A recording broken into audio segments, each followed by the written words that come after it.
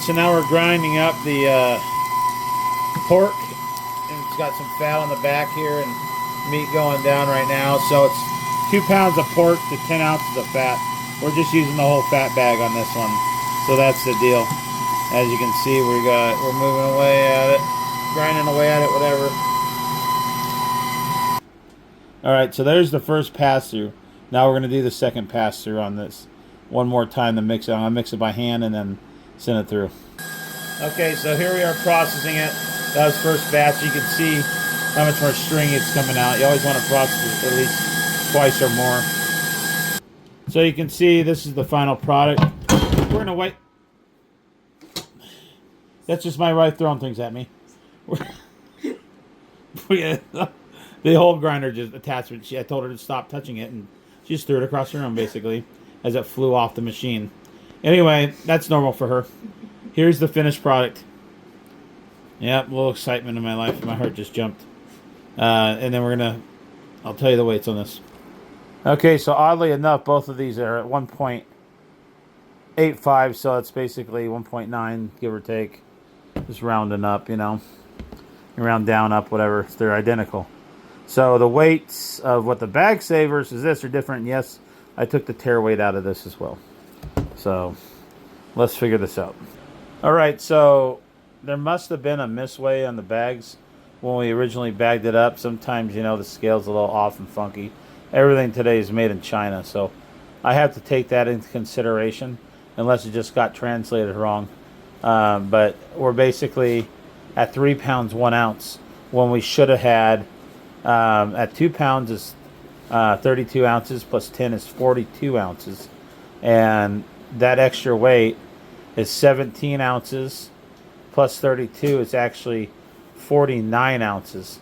So it was, you know, legitimately 7 ounces off, which is just under a half a pound off, which is quite a bit when you think about it. And yes, you saw in the last pause I did on my video the negative tare weight in here for the containers, and that's with the lids off. So no, the lids were not on, as you saw, and the bag weights are literally minimal. I did a video on that before, so we're talking about less than an ounce.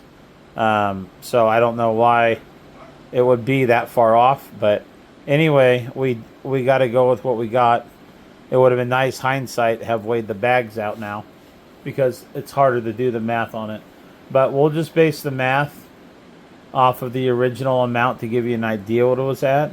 And I guess we could probably split the difference and give that much 3.5 ounces to each, being off by 7, and just we could do that too. So I'll give you both just to give you an idea. Okay, so funny enough, it came out to 31.25, so 31.3% fat ratio to the pork. So that was for the pork. Now, if we do what I was saying I'm going to do, and I added in the difference of the two, we have basically ended up being, I'm just looking, I had it calc, so hold on a second.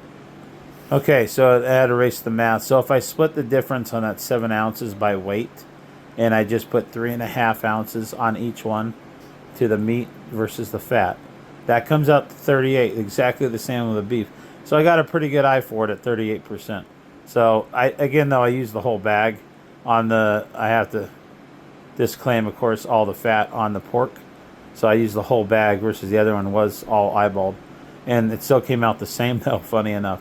So that's splitting it. So we'll just go with that for right now. Again, basically 60-40. 60% meat to 40% fat. And technically it's 38-62, just like the beef was. So we got a pretty good idea what it looks like now. So that helps me out. And hope you enjoyed the video. And we'll have, you can go back and look at the beef video. I mentioned that. Of course, that was, I'll make sure to put that one down first so you understand what's going on. It's all kosher.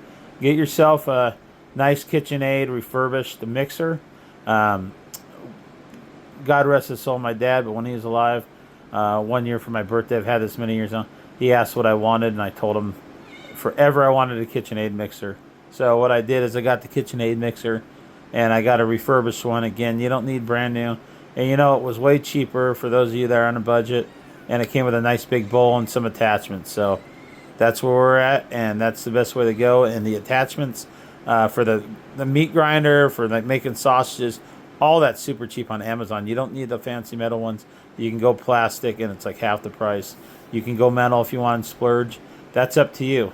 Now that I'm getting in all these videos and such, I find it maybe more pertinent to get the more expensive stuff. But for right now, it works, and it has worked for years. Again, I hope you enjoyed the video. Have fun.